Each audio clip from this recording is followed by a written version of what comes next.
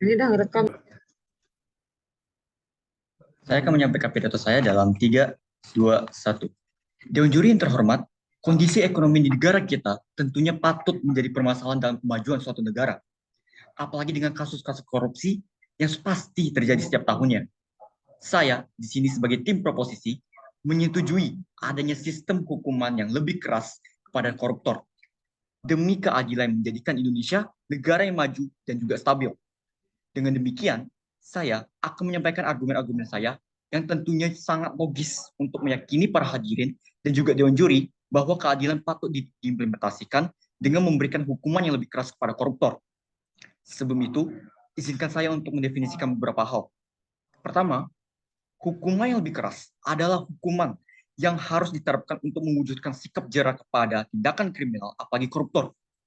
Kedua, sistem keadilan adalah sistem peraturan yang memberikan kesetaraan masyarakat secara adil tanpa memandang suatu golongan atas maupun bawah. Seterusnya, akan saya sampaikan 2 poin argumen saya yang tentunya bisa memastikan sistem hukuman ini akan menciptakan negara yang makmur dan tertata tanpa adanya koruptor. Yang pertama, poin saya akan menyampaikan terkait kemajuan infrastruktur negara yang stabil. Kedua, terkait kehidupan masyarakat yang lebih makmur akan kondisi finansial warga yang tercukupi. Dewan juri dan para hadirin sekalian, kasus korupsi yang terjadi setiap tahunnya selalu menjadi perbincangan yang viral di berita maupun media sosial. Tentunya kasus-kasus tersebut sangat merugikan negara dan juga kemajuan negara tersebut. Ambil saja contoh, kasus korupsi yang lagi viral, sebanyak 271 triliun rupiah. Tentunya bukan angka yang sedikit. Sang koruptor yang mengkorupsi tata niaga komoditas timah yang mengakomodasi kegiatan pertambangan liar di wilayah UP PT Timah Tbk hanya diperkirakan menerima hukuman 20 tahun penjara dan juga denda 1 M. Sanksi tersebut tentunya tidak diterima oleh masyarakat dan merugikan masyarakat, negara, dan juga PT Timah tersebut. Dengan angka yang begitu banyak, Indonesia dapat membangun kota-kota di daerah terpencil yang setara dengan kota Jakarta.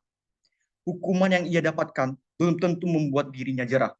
Hasrat akan kepentingan diri sendiri dan dengan uang apakah pantas? Indonesia mungkin merupakan negara maju karena kaya akan sumber daya alam dan juga sumber daya manusia. Namun, kasus korupsi negara kita berada di peringkat pertama di Asia Tenggara dan tentunya hal ini dapat berpotensi menurunkan kemajuan infrastruktur di Indonesia. Dengan demikian, hukuman atas koruptor patut ditegaskan dan diharuskan untuk membuat mereka jerah, untuk mengurangi atau bahkan menghapus jumlah koruptor di Indonesia. Dan tentunya dapat membangun infrastruktur negara supaya lebih maju dan juga stabil. Selanjutnya, terkait kehidupan finansial keluarga yang lebih tercukupi. Korupsi yang terjadi tentunya melanggar sila keadilan yang ditetapkan. Hilangnya keadilan terhadap masyarakat akibat jabatan-jabatan tertinggi yang mengkorupsi jumlah anggaran yang besar.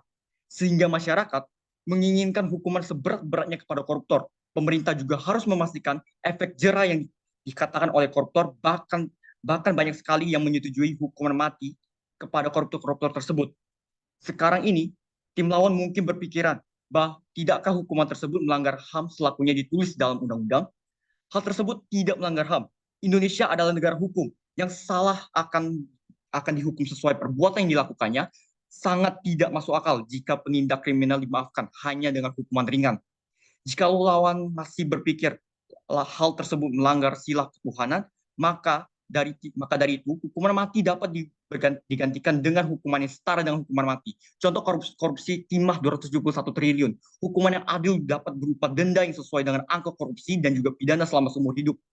Saya selaku perwakilan masyarakat juga ingin menekankan bahwa hukuman yang lebih keras patut diimplementasikan agar hasrat koruptor akan pencucian uang dapat hilang serta menyetarakan keuangan negara dan juga masyarakat secara adil, bukan kepentingan pribadi.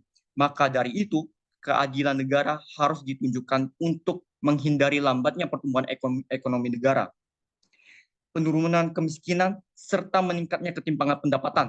Diperlukannya kesadaran bahwa korupsi menurunkan tingkat kebahagiaan masyarakat di suatu negara. Hak asasi manusia juga perlu diadilkan kepada seluruh masyarakat, karena setiap masyarakat memiliki kesempatan bekerja dan pendapatan yang setara. Begitu juga dengan koruptor, perlunya penguatan hukuman untuk menciptakan kesadaran bagi para koruptor agar tidak berpikir 2 kali untuk menghasut hak-hak kepemilikan negara. Dibutuhkannya penguatan etik dan moral penegak hukum untuk menegakkan pemberantasan korupsi.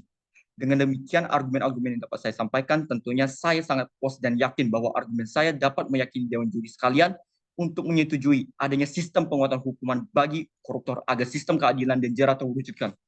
Sekian, terima kasih.